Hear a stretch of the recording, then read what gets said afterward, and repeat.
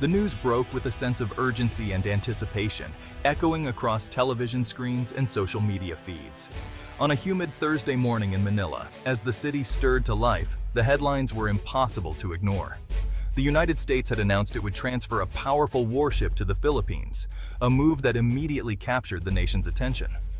The vessel in question was a retired Ticonderoga-class guided missile cruiser, a ship once at the forefront of American naval power, now destined for new life in Southeast Asia. For a nation facing relentless pressure in the contested waters of the South China Sea, this development was nothing short of monumental, a potential game-changer in the region's balance of power. Headlines blared across the country. U.S. gifts Sea Dragon to Philippines. The name alone sparked curiosity and pride. The announcement sent ripples of excitement and speculation throughout the Indo-Pacific, from government offices to neighborhood cafes. On television, analysts dissected the implications, weighing the strategic advantages and the risks involved. What did this mean for the ongoing territorial disputes? How would Beijing react to such a bold move by Washington and Manila? The ship, though no longer new, symbolized both defiance and a renewed promise of security for the Filipino people. A senior naval officer called it the most significant upgrade in our Navy's history, emphasizing its impact on morale and national pride. The transfer was more than just military hardware. It was a powerful political statement, signaling a deepening alliance. Washington was putting its weight behind its oldest ally in Asia, reaffirming a partnership forged over decades.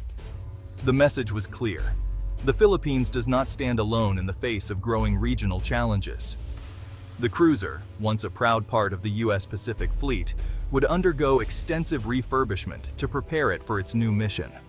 Filipino sailors would travel to the United States, training side by side with American counterparts to master the ship's advanced systems and technology. The journey to operational readiness would be challenging, demanding discipline, teamwork, and a willingness to learn.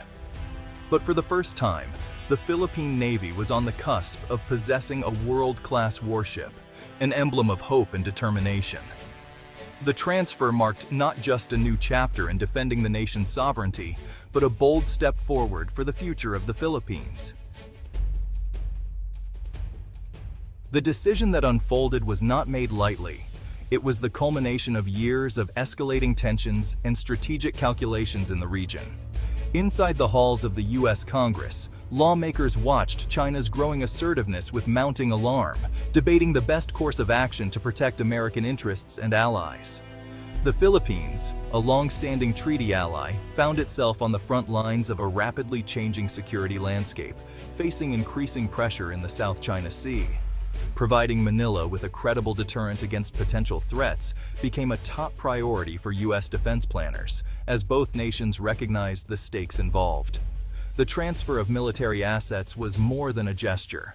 It was a tangible expression of the ironclad commitment that underpins the U.S.-Philippines alliance. Through the Excess Defense Articles, or EDA program, the United States was able to provide surplus military equipment, strengthening the Philippines' capabilities at a critical moment. For the Philippines, this transfer was nothing short of a lifeline, boosting morale, enhancing defense, and signaling renewed support from a powerful ally. The congressional vote that authorized the transfer symbolized the enduring nature of the U.S.-Philippines alliance, reaffirming a partnership built on shared values and mutual defense. This move is now seen as a cornerstone of America's broader Indo-Pacific strategy, aimed at maintaining stability and freedom of navigation in one of the world's most vital regions. The transfer of the cruiser sends a clear and unmistakable message to Beijing. The U.S. stands firmly with its allies, and any attempts to alter the status quo will be met with resolve. For the U.S.-Philippines alliance, this is a moment of deep reaffirmation, a public demonstration of unity and shared purpose in the face of uncertainty. Ultimately, the decision was not just about transferring a ship, it was about safeguarding the future of an alliance and ensuring peace and security for generations to come.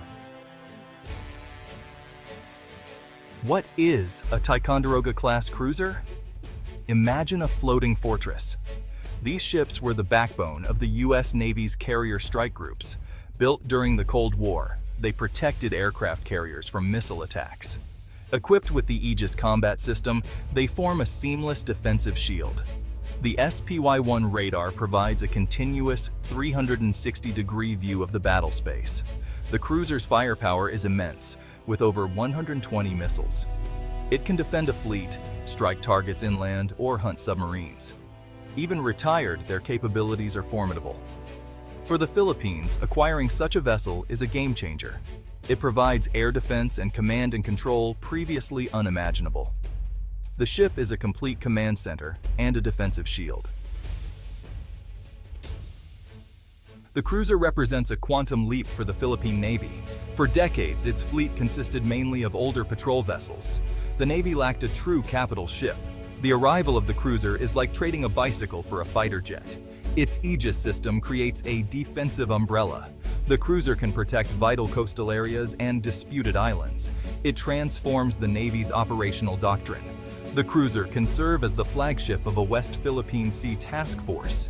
Its sensors provide a clear picture of the battle space. The cruiser enhances the Philippines' ability to work with allies. It is not just a national asset, it is an alliance asset. The primary challenge for the Philippines in the South China Sea is China. For years, the region has been a flashpoint, with overlapping claims and rising tensions. The South China Sea is not just a strategic waterway, it's a vital lifeline for trade, resources, and national pride. Beijing claims nearly the entire sea, backed by a massive navy that dwarfs those of its neighbors. China's military presence is overwhelming, with warships and Coast Guard vessels patrolling disputed waters daily. Chinese Coast Guard vessels use aggressive tactics against Philippine missions, often blocking or ramming smaller boats. These confrontations have become routine, creating a climate of intimidation and uncertainty for Filipino fishermen and naval crews. The new cruiser won't defeat the Chinese Navy outright, but it fundamentally changes the risk calculation for Beijing. Its presence signals a shift in the balance of power, making any hostile action far more costly for China. Until now, Chinese vessels have operated with impunity, knowing the Philippine Navy poses little threat. This freedom has allowed China to expand its control and influence across the region. The arrival of an Aegis cruiser changes that equation dramatically. It brings advanced technology, firepower, and a powerful deterrent effect to the contested waters. Any Chinese aircraft or warship that comes near the cruiser now faces the threat of long-range missiles and sophisticated tracking systems. This makes any aggressive move a calculated risk for China. The cruiser introduces a credible deterrent, forcing China to reconsider its tactics and approach. Its presence alone can de-escalate potential confrontations before they begin. Imagine a Philippine resupply mission overseen by the cruiser. With such protection, Philippine vessels can operate with greater confidence and security, knowing they have powerful backup. Its radar tracks every Chinese vessel in the area, deterring harassment and providing real-time intelligence to commanders on the ground and at sea. The cruiser's impact is not just about its weapons, but its sensors, giving the Philippines a new level of monitoring and situational awareness. It can track naval ships and Coast Guard vessels over a vast area, creating a detailed picture of all maritime activity in the region. This intelligence is invaluable for anticipating Chinese actions, planning responses, and ensuring the safety of Philippine interests in the South China Sea. The cruiser's presence marks a turning point in the ongoing maritime standoff. Japan has emerged as a crucial security partner for Manila. Tokyo is concerned about China's military power. Japan sees a strategic interest in a strong Philippines. Japan's support has been practical and significant. Japan transferred multi-role response vessels to the Philippine Coast Guard. Japan provided patrol aircraft, enhancing maritime surveillance. The American cruiser will be enhanced by Japanese support. Japanese patrol aircraft can spot threats and relay information to the cruiser. This creates a more efficient maritime security architecture. Trilateral cooperation between the US, Japan, and the Philippines is key.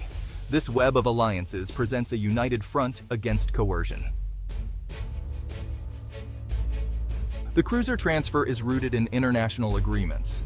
The 1951 Mutual Defense Treaty commits the US and the Philippines to aid each other. Washington clarified that the treaty applies to South China Sea conflicts. The ship is a symbol of the MDT in action.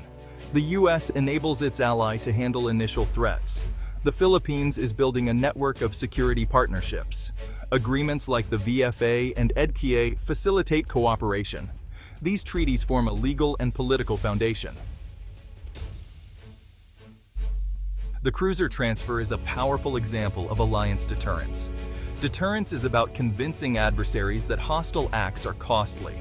A nation backed by powerful allies is a risky target. The cruiser symbolizes collective security, a shield forged by many. Integrated deterrence uses military, diplomatic, economic, and informational power. The U.S. strengthens the military dimension with the cruiser. Partnerships create a security dilemma for aggressors. An act against the Philippines challenges the entire alliance network. This raises the stakes exponentially. A regional bully risks conflict with a coalition of advanced militaries. The cruiser enhances deterrence in a tangible way. It demonstrates active cooperation on the high seas. The cruiser marks a new dawn for Philippine defense. It's more than a military upgrade. It's a boost to national morale. Filipinos felt helpless in the West Philippine Sea. The ship changes that narrative, symbolizing national strength. It attracts a new generation to the Navy. It gives diplomats a stronger hand in negotiations. The message to the region is clear. The Philippines is a capable security provider. It encourages Southeast Asian nations to stand firm. The cruiser becomes a beacon of shared resolve. The message to rivals is unambiguous. Coercion is over. The cruiser symbolizes a red line backed by the alliance. It changes the security landscape, empowering a key U.S. ally.